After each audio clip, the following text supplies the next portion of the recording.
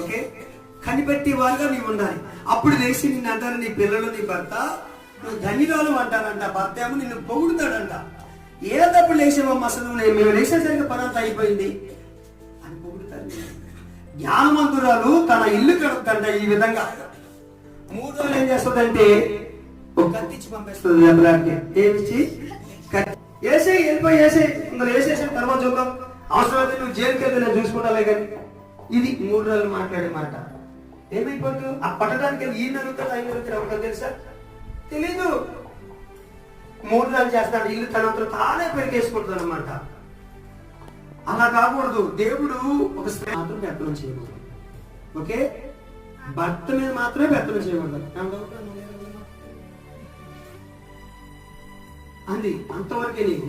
ఇదిగో అసలు నువ్వు ఈ విధంగా నడిచినప్పుడు నీ భర్త నోరు తెరవడు అసలు.